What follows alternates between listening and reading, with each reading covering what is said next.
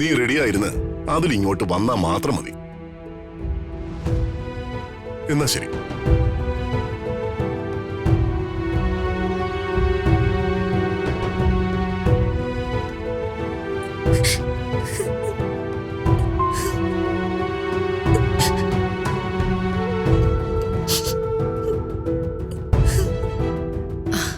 ചേച്ചി ഇങ്ങനെ കരയാതെ.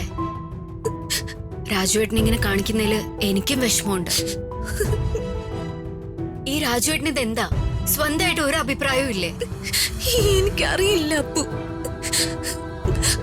നാളെ എന്റെ കല്യാണം നടക്കുമെന്ന് എനിക്ക് സംശയമുണ്ട്. ഏയ്, അങ്ങനെയൊന്നും പറയല്ലേ. വല്യച്ഛനോടും മുത്തശ്ശിയോടോ രാജുവേട്ടനും വേണുവെങ്കിലും വാക്ക് പറഞ്ഞിരിക്കുന്നത്. ആ വാക്ക് തെറ്റിച്ചാ രാജുവേട്ടന് പിന്നെ ഇവിടെ വരാൻ പറ്റുമോ?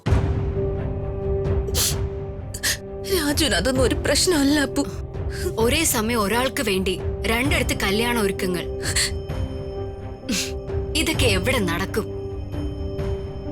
നമ്മളെയൊക്കെ ഒരുതരം ഫൂളാക്കുകയല്ലേ ചെയ്യുന്നേ? ആ രമ്യയോട് രാജുവേട്ടന് ഇഷ്ടമില്ല എന്ന് പറയുന്നു, ചേച്ചിയോട് ഇഷ്ടമാണ് താനും. പിന്നെന്തിനാ ഇങ്ങനെ കാണിക്കുന്നേ? ചേച്ചി ധൈര്യമായിട്ടിരിക്കെ. എന്തായാലും ആ രമ്യ രാജുവേട്ടനെ ഒരിക്കലും കെട്ടാൻ പോകുന്നില്ല.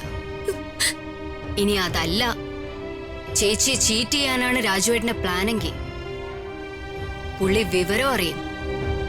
അപ്പു,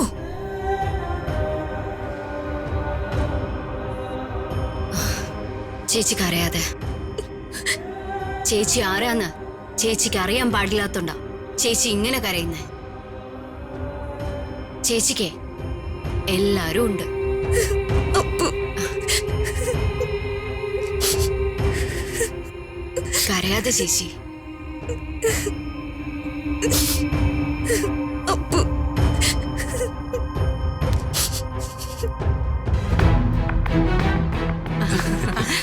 വരുന്നുണ്ട് രാജു വരുന്നു. അപ്പൊ ഇനി നാളെ രാവിലെ കാണാം. ശരി രുക്മിണി. ആ രാജു, നാളെ കല്യാണ മണ്ഡപത്തിൽ വെച്ച് കാണാം. നാളെ നമ്മൾ ഒന്നാവും. അപ്പോ നാളെ കാണാം.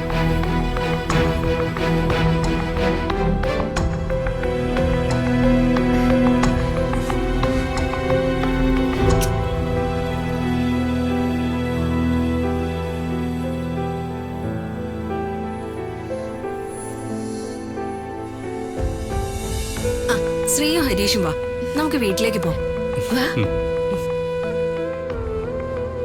ഏട്ടനൊരാള് കാരണം ഞങ്ങൾ ഈ കഷ്ടപ്പെടുന്ന രക്ഷപ്പെടാൻ പോകുന്നേ.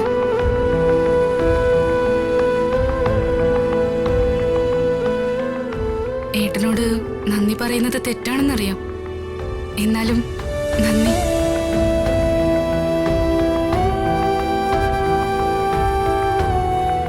ആ നിങ്ങൾ വാ.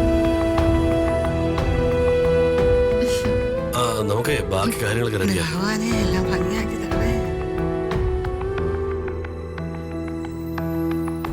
എത്രയും പെട്ടെന്ന് ആരും കാണാതെ ഇവിടുന്ന് നാട് വിടണം. അകലേ നോവിനാലേ